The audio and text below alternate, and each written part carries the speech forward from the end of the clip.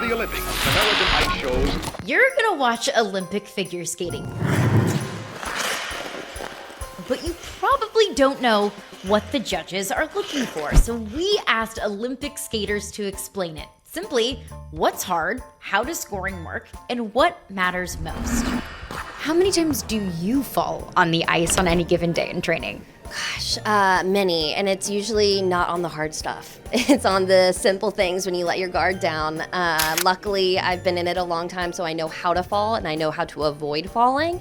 So it's not nearly as much as when I was younger, but trust me, when I was younger, it was a lot. And the hardest skills? Those are the ones that decide the medals. So we hear triple axel a lot.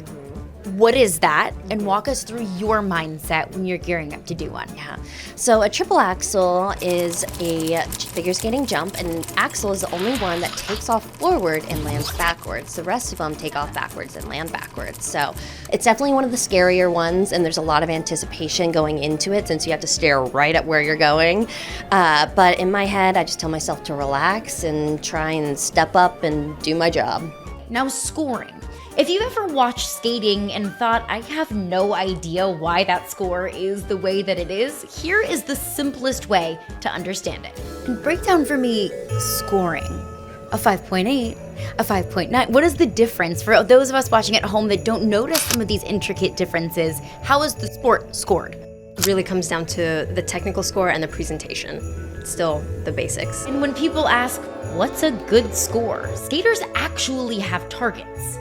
What is a quote-unquote good score? What do we need to know about scoring in figure skating? I know that's a really loaded question. It is very hard, and each competition has different judges, different callers, and scores can really, really vary. I'd say in women's figure skating, the goal, at least mine, would be high 70s, almost 80s in the short program, and in the free skating, high 140s and 150s. And the reason why those tiny little mistakes matter is because of something called GOE, grade of execution. So what does everyone watching at home need to know about the sport of figure skating? Maybe some vocabulary that we'll hear thrown out. Give us a full breakdown. Be our dictionary for us. There are many things you'll need to know. When something's gone wrong, you'll say that was under or that was short. That means it wasn't quite all the way done or finished, and something might have gone wrong. A step out, not quite a fall, but a little bit of a mistake, or positive or negative GOEs. That means grade of execution, and those are absolutely essential when it comes to those really close scores and just trying to get to the very top. You want to have a lot of positive GOEs. Now here's a really cool part that maybe most casual fans don't understand. Music isn't just part of the background, it's the blueprint for the entire program. So all figure skaters pick their music in very different ways.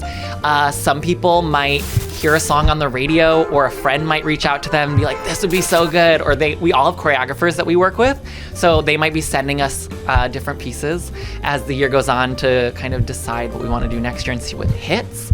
For me, I have 3 factors when it goes into picking a piece of music. 1, is there a certain emotion that I really want to embody or portray? 2, is there a character or story I want to tell?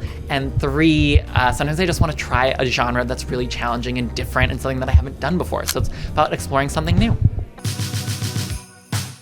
And once the music and the stories are set, costumes aren't just for fashion. They support the character, the mood, the vibe, and how the entire performance reads. A lot of thought, a lot of mood boards. First we pick out the music, of course, and do the choreography and the story. But then after that, it's a lot of brainstorming. I will do a lot of sketches and different variations of the costume before I settle on one.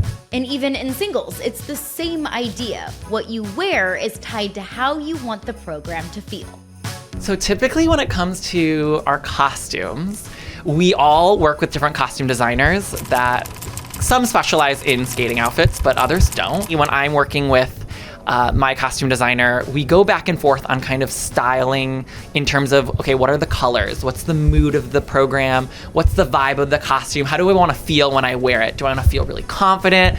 Do I want to feel fierce? Do I want it to, like, when someone to look at me, there'd be a little bit of somber mood? So we kind of decide on costume colors and vibes, and then we go back and forth on sketches. So they'll make a sketch, they'll send it over. We go back and forth for a little bit, and once we've agreed on a final sketch, send in our measurements, and then they send back the costume. If you're wondering why some skaters are solo and others compete as a team, most athletes actually start out the same way. How do you get into pairs figure skating versus an individual? It just depends. I think most people start in individual, and then from there will kind of filter in and find their way through the sport. Evan started pretty early on in ice dance, and I think that's rare for some people, but usually everyone starts in singles and learns the basics. And for the skaters going to Milan in 2026, it's not just about the technical stuff. It's about what the sport means to them now. Okay, so you were looking forward to retiring last time. I was. What brought you back? When I was gone, I was able to try a ton of different hobbies and get to know myself. I was also going through puberty, so a lot was changing in my brain chemically wise, and so I understood that I love music, I love to dance, and I love exercising my mobility. I love working out, I love being tired. I just really value movement, and figure skating just really aligns with that, and so if it aligns with it, I'm gonna do it. You were one of the youngins on the team, and you're talking about going through puberty during your first one. What are some of the challenges of being such a young person on Team USA? I mean, one of the challenges was, like, I really didn't know who I was fully. I can't experience a lot of things to the fullest because I was a minor. So, I mean, things are a lot different. I couldn't even drive back then, so. So there you go. We hope we just made you smarter. Next time that you see a score pop up, you'll know why. That is the game inside of skating. If you liked that conversation, there's way more where that came from. So subscribe for future interviews, drop your dream guest in the comments, and we might just make that happen.